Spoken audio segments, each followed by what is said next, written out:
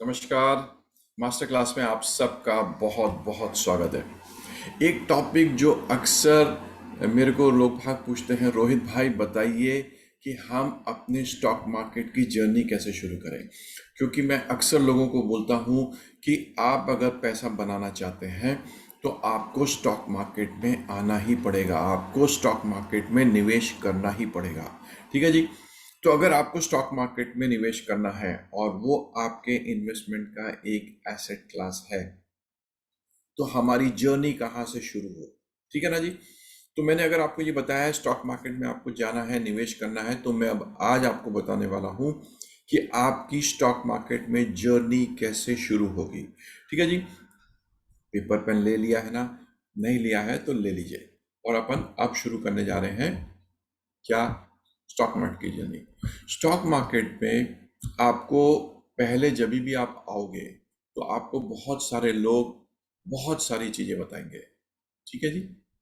लोग कहेंगे कि भाई स्टॉक मार्केट एक जुआ है, इसमें तो आप जाओ ही मत। अगर आप जाओगे तो दिक्कत हो जाएगी, लॉसेस हो जाएंगे।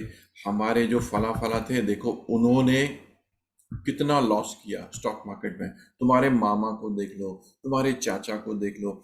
आपको ऐसे बहुत सारे उदाहरण दिए जाएंगे कि स्टॉक मार्केट एक सट्टा है, स्टॉक मार्केट में पैसे डूबते ही हैं। देखिए, जिस सब्जेक्ट के बारे में आपको जानकारी नहीं है तो किसी के एक्सपीरियंस को अपना एक्सपीरियंस मत बनाइए, आप अपना एक्सपीरियंस खुद शुरू कीजिए। तो मैं आपको बिल्कुल सही चीज, किस तरीके से आपकी जर्नी शुरू होनी चाहिए स्टॉक मार्केट पे, वो मैं आपको बताने जा रहा हूँ। और स्टॉक मार्केट को पहले समझना है हमें, उसके बाद अपना इन्वेस्टमेंट करना है, निवेश करना है। कहीं पे भी के कहने पे हम पैसे नहीं डालेंगे, किसी ने टिप दे दी और हमने उसके ऊपर इन्वेस्टमेंट कर दिया, ऐसा कुछ नहीं करेंगे। ठीक है जी। तो स्टॉक मार्केट की आपकी जर्नी शुरू होती है, सबसे पहले आपको एक डीमैट अकाउंट खोलना है। डीमैट अकाउंट क्या होता है? जैसे आप अपने पैसों को बैंक में जमा करते हो, आपका एक बचत खाता होता है, बिजनेस करते हैं तो आपका करंट अकाउंट होता है, वैसे ही शेयर्स को रखने के लिए डीमैट अकाउंट होता है। डीमैट का मतलब होता है डी मटीरियल्स फॉर्म में, मतलब इलेक्ट्रॉनिक फॉर्म में आपके शेयर्स को रखा जाता है, उसे हम बोलते हैं डीमैट अकाउंट। सो आपको सबसे पहले एक डीमैट अकाउंट खोलने की आवश्यकता है। ठीक है जी। उसके बाद आपको क्या करना है, आपने एक डीमैट अकाउंट खोल दिया, उसके बाद आपको नेक्स्ट ऑनलाइन ट्रेडिंग अकाउंट खोलना है। भाई आपने गाड़ी खरीद ली है, गाड़ी को चलाने के लिए रास्ता चाहिए आपको, तो वैसे डीमैट अकाउंट को आपने ले लिया है, बेसिकली आपकी पार्किंग रेडी हो गई है। अब गाड़ी को आगे लेके जाने के लिए आपको रास्ता चाहिए, तो उस जर्नी पे चलने के लिए आपको एक ऑनलाइन ट्रेडिंग अकाउंट खोलना पड़ेगा। ऑनलाइन ट्रेडिंग अकाउंट वो अकाउंट होता है जिसके जरिए आप शेयर्स को खरीदते हैं या बेचते हैं। बहुत ही सिंपल चीज है। तीसरा, आपको अपने सेविंग्स अकाउंट को उस ट्रेडिंग अकाउंट से लिंक करना पड़ेगा। उसका रीज़न ये है कि जब आप शेयर्स खरीदेंगे तो खरीदने के लिए आपको धनराशि लगेगी, पैसा उस अकाउंट में आपको ट्रांसफ़र करना पड़ेगा।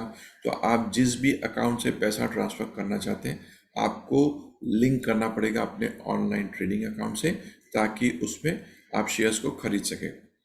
और जब आप शेयर्स को बेचेंगे, जो पैसा आएगा उस ट्रेडिंग अकाउंट से आपके सेविंग्स अकाउंट में आ जाएगा, ट्रांसफर हो जाएगा। ठीक है। अब आपको कहाँ पे डीमैट अकाउंट खोलना चाहिए? ठीक है, आप जब भी बाजार में निकलेंगे आपको बहुत सारे विकल्प, बहुत सारे ऑप्शंस मिलेंगे डीमैट अकाउंट खोलने के लिए। लोग बाग आपको ऑफर करेंगे कि हम आपको फ्री डीमैट अकाउंट खोल देंगे आपका, हम आपसे 1 रुपया भी नहीं लेंगे, आपका एनुअल मेंटेनेंस कम से कम हम लेंगे। आपको ऐसे बहुत सारे ऑफर्स देंगे। आपको बोलेंगे कि अगर आप हमारे साथ डीमैट अकाउंट खोलेंगे तो हम आपके ऊपर ब्रोकरेज कम चार्ज करेंगे, कम से कम ब्रोकरेज करेंगे। ऐसे बहुत सारे आपको ऑप्शंस बाजार में मिलेंगे। मोस्ट इंपॉर्टेंट थिंग, आपको डीमैट अकाउंट जिस भी चैनल पार्टनर के साथ खोलना है वो एक रेपुटेड चैनल पार्टनर होना चाहिए।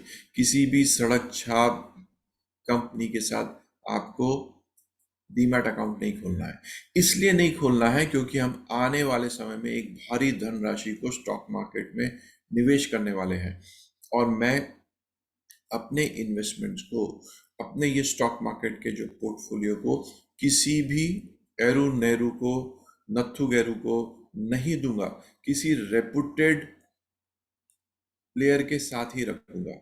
बहुत सारे विकल्प हैं, आप उसमें से कुछ भी ले सकते हैं। मैं किसी का नाम यहाँ पे लूंगा नहीं, बट किसी भी लोकल प्लेयर को मत लीजिएगा। किसी भी ब्रांडेड इंस्टीट्यूशन के साथ ही आपको डीमैट अकाउंट खोलना है। नंबर वन, अगर अकाउंट ओपनिंग चार्जेस लगते हैं तो थोड़ा सा पैसा दे दीजिए। एनुअल मेंटेनेंस चार्जेस लगते हैं तो भी खर्चा कर दीजिए। जब आप एक गाड़ी खरीदते हैं तो उसका आपको एनुअल मेंटेनेंस कराना पड़ता है, इंश्योरेंस लेनी पड़ती है।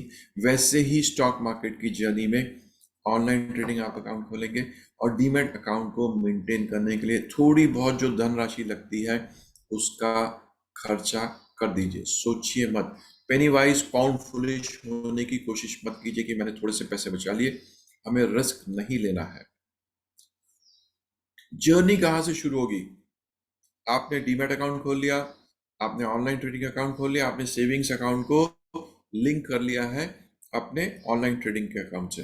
अब शुरुआत कहाँ से करनी है? सबका ये कहना होता है, रोहित भाई हमें कुछ मालूम नहीं है, कहाँ से मैं अपनी जर्नी को शुरू करूँ? मैं तो जीरो हूँ स्टॉक मार्केट में, मुझे कुछ भी मालूम नहीं है। कितने स्टॉक मार्केट होते हैं, क्या होता है, ब्लू चिप क्या होता है, पेनी स्टॉक क्या होता है, हमें एफएमसीजी में जाना चाहिए कि स्टील इंडस्ट्री में, किस सेक्टर में इन्वेस्ट करूं? ठीक है, आपकी स्टॉक मार्केट की जर्नी की शुरुआत होगी इंडेक्स फंड से।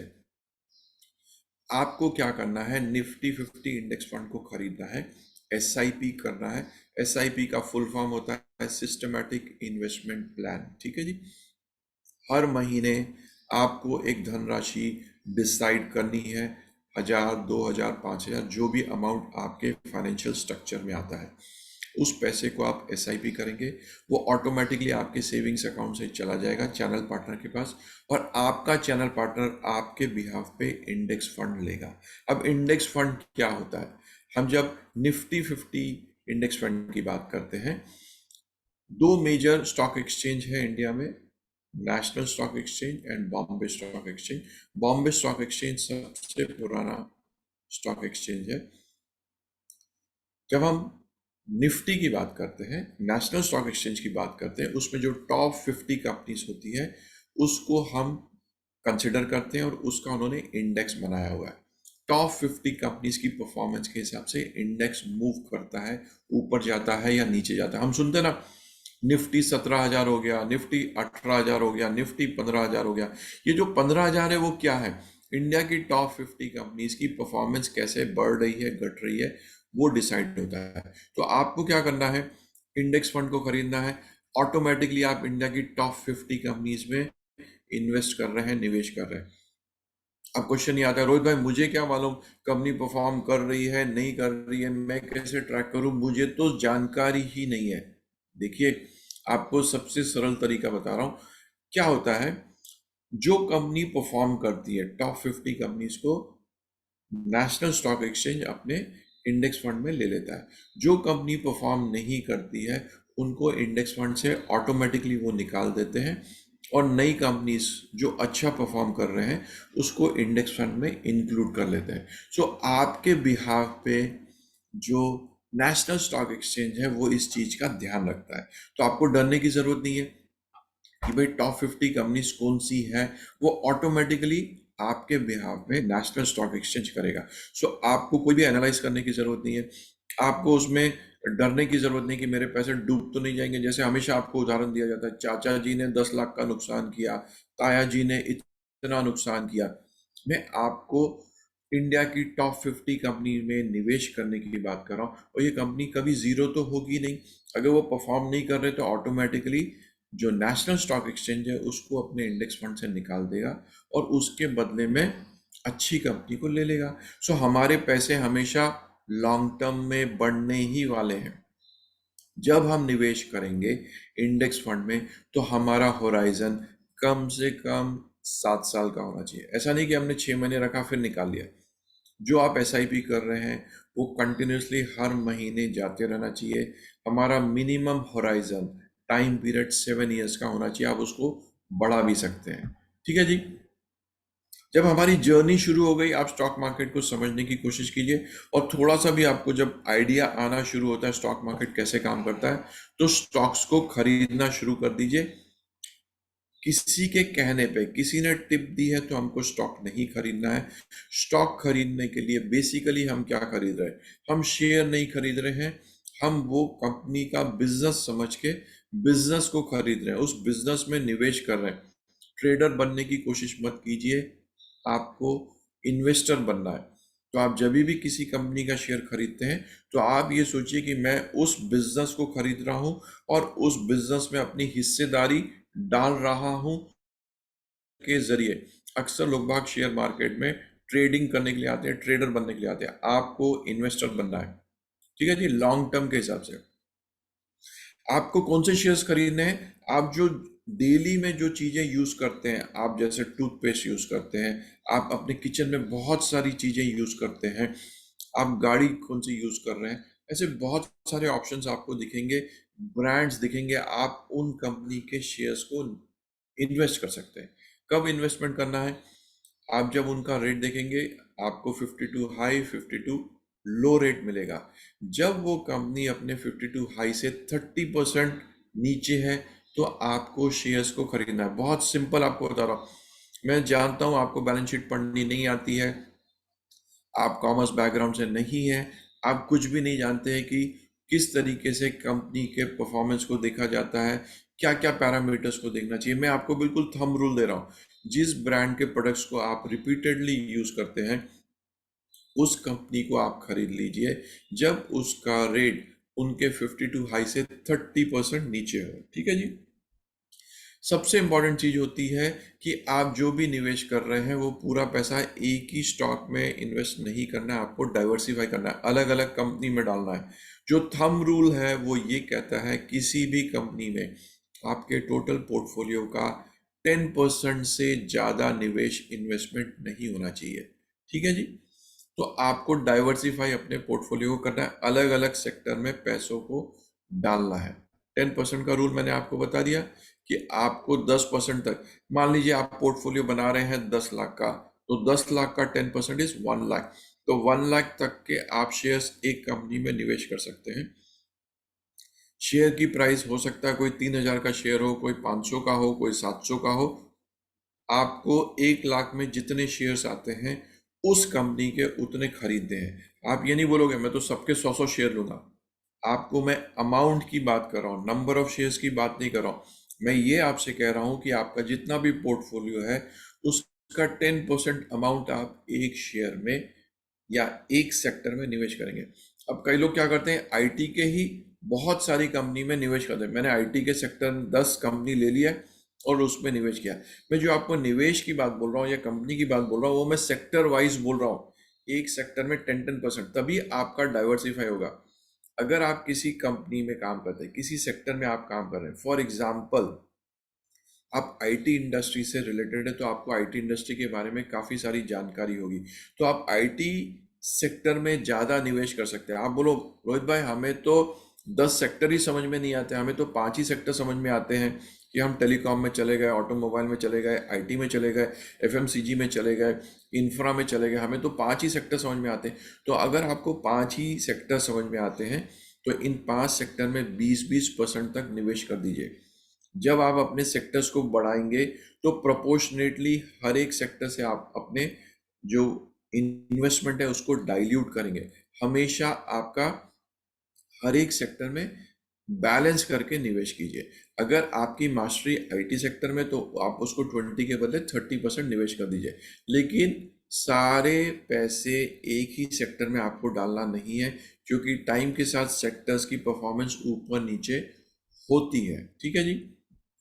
जो भी आप निवेश करेंगे एक लॉन्ग टर्म विजन के साथ कीजिए। लॉन्ग टर्म विजन मीन्स 5 साल, 7 साल, 10 साल, 15 साल। आप बेसिकली इन्वेस्टर नहीं बन रहे हैं। आप इन्वेस्टर नहीं बन रहे का क्या मतलब है? अगर आज आपने खरीदा और आप उसको महीने में स्विंग ट्रेडिंग करने जा रहे हैं, 3 महीने में मैं बेच दूंगा, 6 महीने में बेच दूंगा या एक साल में बेच दूंगा, तो आप बेसिकली क्या बन रहे हैं? ट्रेडर बन रहे हैं। क्योंकि हमें स्टॉक मार्केट के बारे में कुछ भी पता नहीं है, हम अपनी जर्नी शुरू कर रहे हैं, तो हमको निवेश करना है। एक अच्छी कंपनी सेलेक्ट करनी है। कंपनी कैसे सेलेक्ट करेंगे? आप जो भी सेक्टर ले रहे हैं उसके टॉप 3 कंपनीज को आपको देखना है। फॉर एग्जाम्पल, अगर आप बैंकिंग सेक्टर की बात कर रहे हैं तो आपको प्राइवेट सेक्टर के टॉप 3 बैंक्स को देखना है, और उसमें से फर्स्ट 2 प्लेयर में से आप किसी में भी निवेश कर सकते हैं। आप एफएमसीजी की बात कर रहे हैं तो टॉप 3 प्लेयर्स आपको आइडेंटिफाई करने हैं। आप गूगल में सर्च करेंगे top 3 FMCG company in India तो आपको नाम आ जाएंगे। आप अगर ऑटोमोबाइल डालेंगे तो आपको नाम आ जाएगा। तो आप गूगल की हेल्प ले लीजिए। आप वो जो टॉप कंपनीज के नाम आते हैं उसमें से टॉप 2 प्लेयर्स में निवेश कर दीजिए, और लॉन्ग टर्म का विजन रखिए। लॉन्ग टर्म का विजन मीन्स आप उस बिजनेस में निवेश कर रहे हैं, नंबर 1, और आप उस बिजनेस में हिस्सेदारी ले रहे हैं। लोग बाग अक्सर क्या करते हैं कि भाई हमने तो आज निवेश किया, जैसे ही वो प्राइस ऊपर गई फट से बेच देते।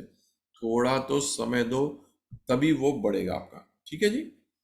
तो ये सारी मैंने आपको जानकारी दी। जैसे ही आपको ये सारी चीजें समझ में आती है, धीरे धीरे उसको आप कीजिए और आपकी जर्नी स्टॉक मार्केट में शुरू हो जाएगी।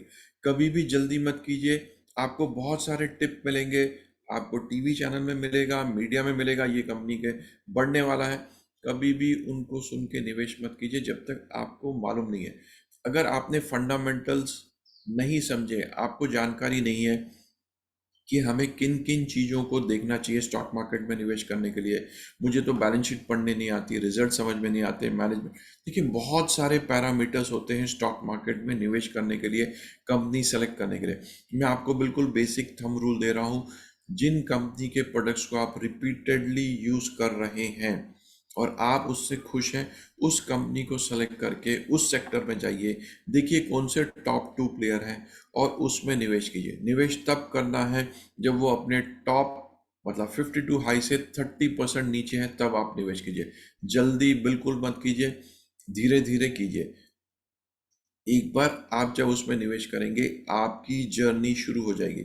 जब आपकी जर्नी शुरू हो जाएगी आप शेयर मार्केट को समझने लगेंगे, और फिर आने वाले समय में मैं आपको बताऊंगा किस तरीके से आपको स्टडी करना है बिजनेस को और कंपनी में निवेश करना है। ठीक है जी। आपका दिन मंगलमय हो। नमस्कार। मुस्कुराते रहिए और खुश रहिए। Take care.